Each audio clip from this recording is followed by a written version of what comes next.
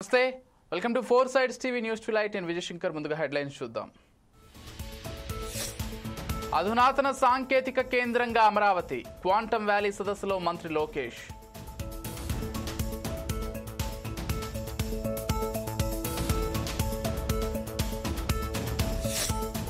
Iran నుంచి లక్షలాది ఆఫ్ఘనీయుల వెనక్కి, జూన్ 7లోపు స్వదేశానికి వెళ్లిపోవాలని ఇరాన్ ఆదేశం.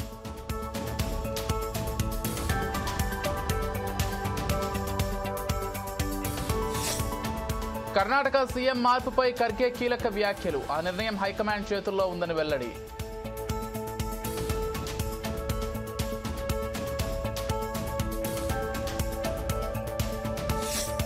పసిడి ప్రియులకు గుడ్ న్యూస్, తగ్గుతున్న బంగారం ధరలు.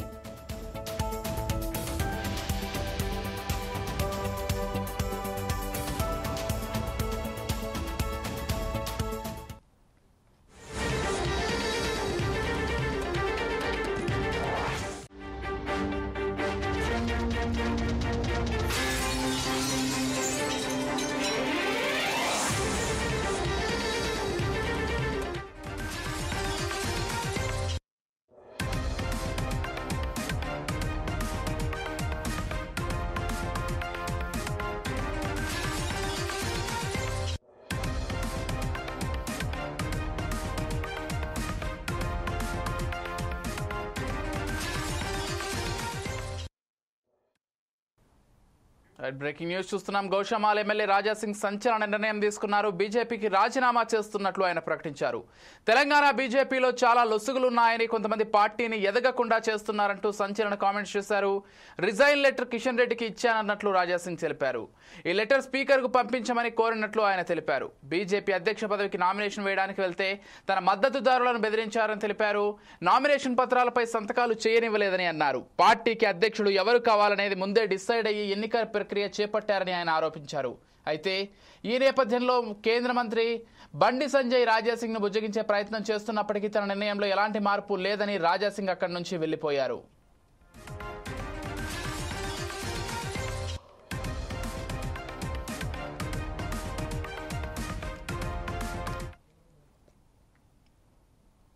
అనుకుంటాం కానీ దురదృష్టం ఏంటంటే తెలంగాణలో బీజేపీ రావద్దు అనేవాళ్ళు చాలా జమ అయిపోయినారు పెద్దోళ్ళు.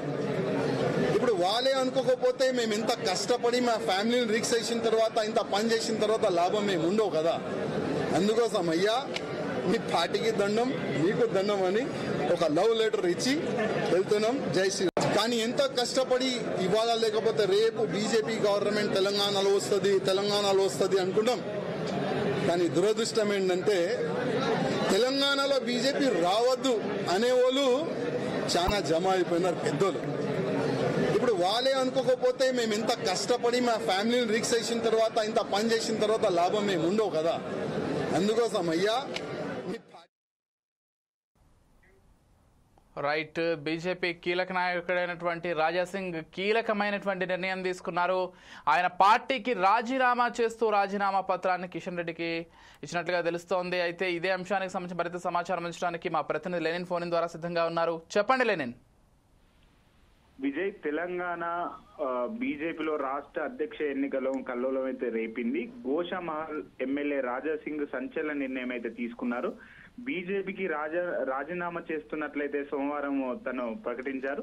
చాలా కాలం తర్వాత బీజేపీ కార్యాలయానికి వచ్చిన ఆయన కాసేపటికే ఈ ప్రకటన చేయడము ఒక ఏదైతే చర్చనీయాంశంగా మారింది.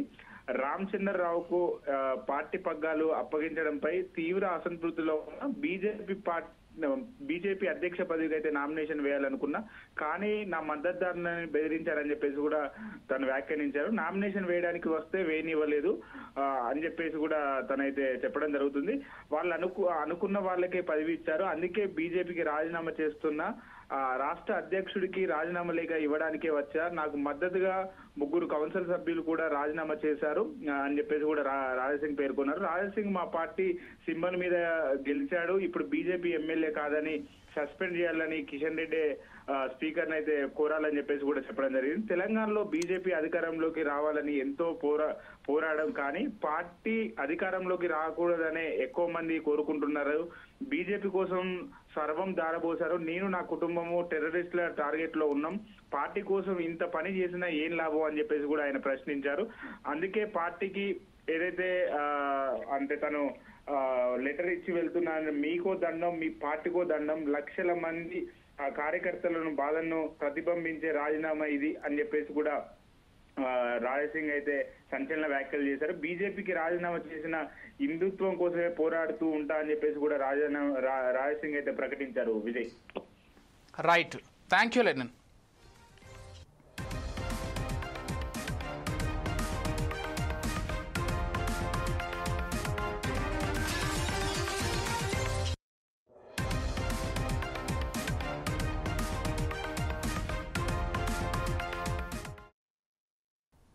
బీజేపీ అధ్యక్ష ఎన్నికపై బండి సంజయ్ కీలక వ్యాఖ్యలు చేశారు. ఇంకా అధ్యక్షుడిని ప్రకటించలేదని ఆయన అన్నారు. ఎవరైనా నామినేషన్ వేయొచ్చని తెలిపారు. రామచంద్రరావును నియమించినట్లు పార్టీ ప్రకటించలేదని తేల్చి చెప్పారు. రేపు పార్టీ ప్రకటన తర్వాత అంతా దానికే కట్టుబడి ఉంటామని బండి సంజయ్ తెలిపారు. చంద్రబాబు నాయుడు గారు ప్రకటించారు, ఇంకోరు ఆయన ప్రకటించారు, ఈయన చెప్తే వచ్చిందంటే కాదు. రాష్ట్ర అధ్యక్షుడిని అధిష్టానము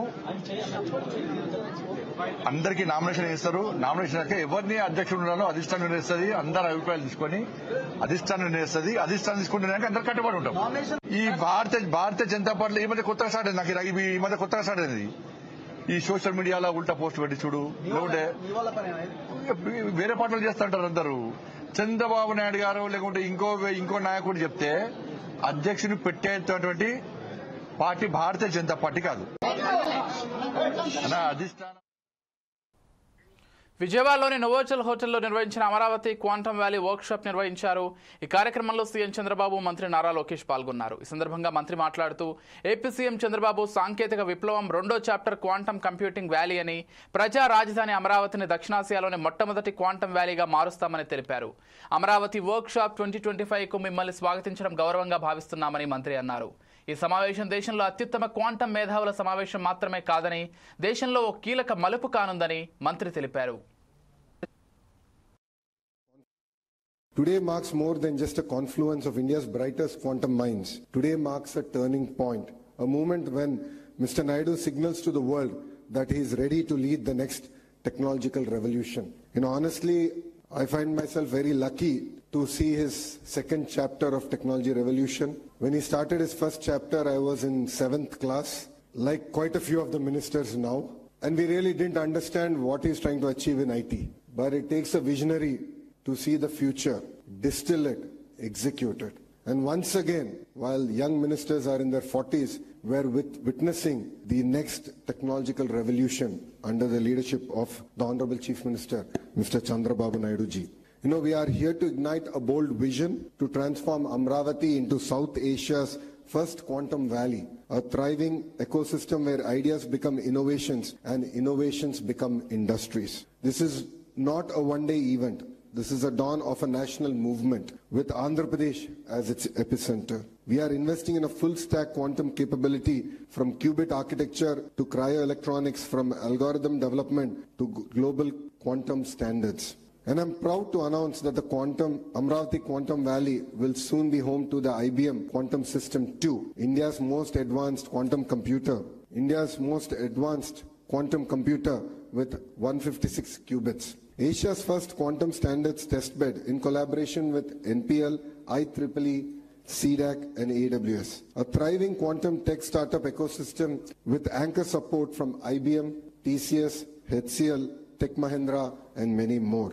Our mission is grounded in the strategic foresight backed by the National Quantum Mission announced by our Honorable Prime Minister Narendra Modi ji and enriched by global partnerships. We are collaborating with leading academic powerhouses like IIT Madras, IISc, Purdue University and University of Tokyo. Industry leaders such as Microsoft, LTI Mindtree, QNU Labs and others to co-develop frontier applications in quantum cybersecurity. Precision sensing for defense, healthcare and aerospace, quantum chips and cryoelectronics, quantum AI for pharma, climate and supply chain resilience.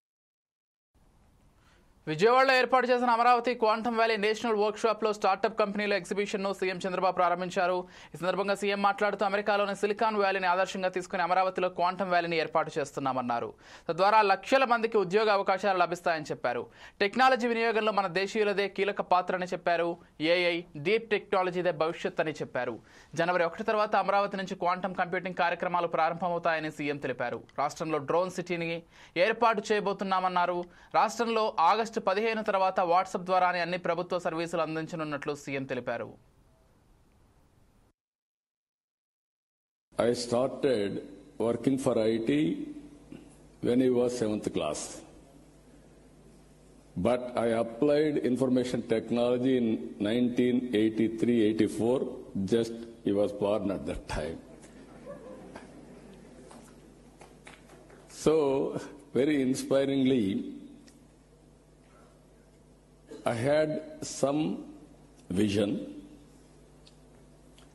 Information technology will bring transparency, speediness, accountability, and whatnot, everything. That was the beginning. In India, nobody had a clue how to move forward. First time, I had a meeting with today, quantum computing, at least so many people have come. At that time, only few takers and some. They came, not one meeting, 2-3 meetings, we had a brainstorming. Finally, we thought we have to attempt it.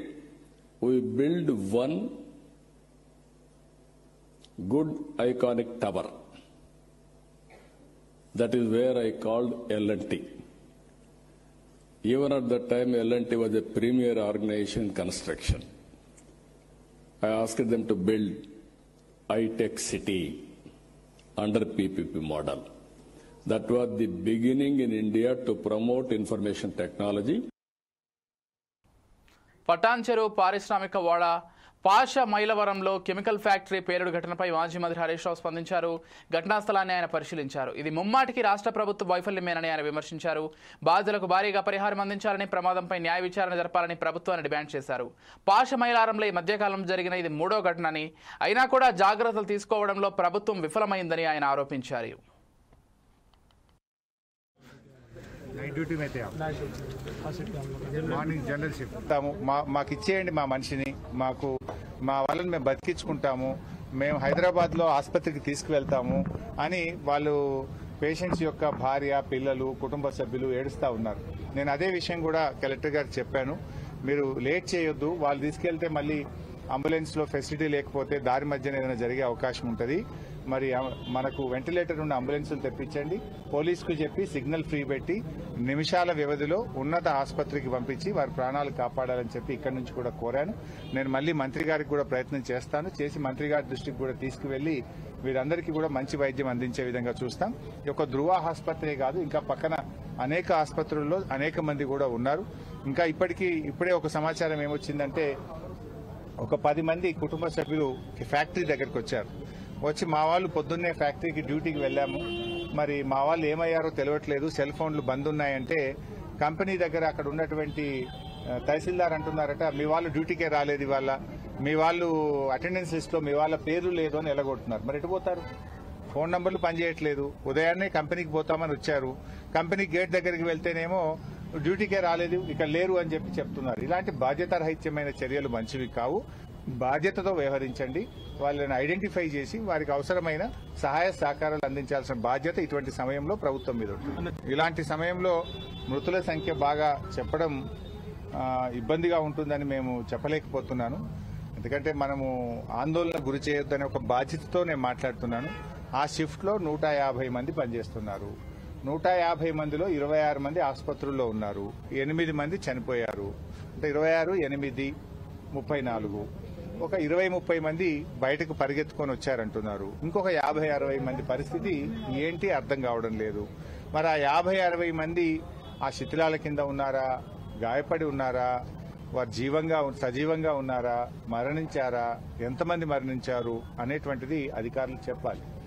అక్కడ NDRF బృందాలు పనిచేస్తూ ఉన్నాయి, 4 అంతస్తుల భవనం పూర్తిగా కుప్పకూలిపోయింది. మరి దాని కింద ఎవరెవరు ఉన్నారు అనేది తెలవట్లేదు. ఒకటి ఈ బాయిలర్ బ్లాస్ట్ కావడం వల్ల పక్కనే ఉండేటువంటి ఆఫీస్ బ్లాక్ కూడా కూలిపోయింది. మరి ఆఫీస్ బ్లాక్ లో ఏం జరిగింది, బాయిలర్ పరిసర ప్రాంతాల్లో ఏం జరిగింది అనేటువంటి వివరాలు తెలవాల్సినటువంటి అవసరం ఉంది. మొత్తంగా అక్కడ ప్రభుత్వం మాత్రం పూర్తిగా బాధ్యత రహిత్యంగా దర్ ఇస్ కంప్లీట్ కోఆర్డినేషన్ లేదు, మిస్సింగ్ ఆఫ్ ద కోఆర్డినేషన్. అక్కడికి వచ్చిన బాధితుల్ని పలకరించే వాళ్ళు కానీ, ఒక మంచినీళ్ళు అందించే వాళ్ళు కానీ, ఏమైంది, హాస్పిటల్లో ఉన్నారా, లోపల ఉన్నారా, చనిపోయారా, వివరాలు కూడా చెప్పేటువంటి పరిస్థితి లేదు. ఇది చాలా చాలా బాధాకరం. ప్రభుత్వం ఇప్పటికైనా స్పందించాలి. వీళ్ళందరినీ కూడా ఉన్నతమైనటువంటి ఆసుపత్రికి పంపించి మంచి వైద్యాన్ని అందించి వీళ్ళ ప్రాణాలు కాపాడాలి. ఇప్పటికీ ఆలస్యమైంది, 5 గంటలైనా కూడా there is no response from the government. ఇప్పటిదాకా ఒక మంత్రి కానీ, ఒక బాధ్యతాయుతమైన వ్యక్తి ఇక్కడికి వచ్చి వాళ్ళని చూసిన పరిస్థితి కూడా లేదు. మేము వచ్చి చూస్తే పరిస్థితి చాలా హృదయ విదారకంగా ఉంది. వాళ్ళని చూస్తూ ఉంటే అసలు కొట్టుమిట్టాడుతున్నటువంటి, చావు బతుకుల్లో కొట్టుమిట్టాడుతున్నటువంటి పరిస్థితి ఉంది. మెదక్ జిల్లా వెల్దుర్తిలోని సెంట్రల్ బ్యాంక్ ఆఫ్ ఇండియాలో దుండగులు చోరీకి యత్నించారు. సోమవారం తెల్లవారుజామున బ్యాంకు గోడకు రంధ్రం చేసి లోపలికి ప్రవేశించారు. స్టోర్ రూమ్ వెనక నుంచి తాళాలు పగలగొట్టారు. ఈ క్రమంలో లాకర్స్ రూమ్ దగ్గరికి వెళ్లగానే అలారం మోగింది. మోగడంతో అప్రమత్తమైన దుండగులు అక్కడి నుంచి పరారయ్యారు. ఇది గమనించిన స్థానికులు పోలీసులకు సమాచారం ఇచ్చారు. ఘటనా స్థలానికి చేరుకుని పరిశీలించిన పోలీసులు కేసు నమోదు చేసి దర్యాప్తు చేపట్టారు. అక్కడ సీసీటీవీ కెమెరాలు పరిశీలిస్తున్నారు. పరారీలో ఉన్న నిందితులను త్వరలోనే అరెస్ట్ చేస్తామని పోలీసులు తెలిపారు.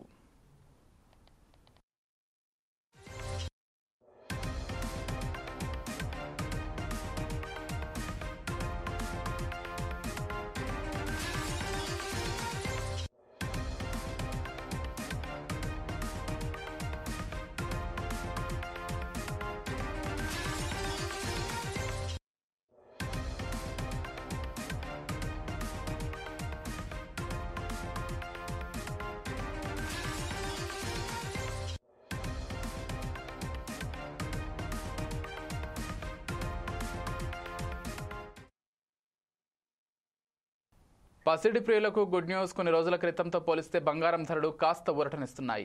ఇటీవల 1,00,000 మార్క్ దాటి పరుగులు పెట్టిన పసిడి ధర వెనక్కి తగ్గుతూ వస్తోంది. ఇరాన్ ఇజ్రాయెల్ మధ్య ఉద్రిక్త పరిస్థితులు సద్దుమణగడం, డిమాండ్ తగ్గడంతో అంతర్జాతీయంగా బంగారం వెండి ధరలు క్రమంగా దిగి వస్తున్నాయి. కొన్ని రోజుల క్రితం 1,02,000కు పైగా పలికిన తులం బంగారం ధర ఇప్పుడు 97,000కు తగ్గింది. అంటే దాదాపు 5,000 ధర తగ్గింది. అయితే భవిష్యత్తులో ధరలు మరింత తగ్గే అవకాశం ఉంటుందంటున్నారు బులెటిన్ మార్కెట్ నిపుణులు.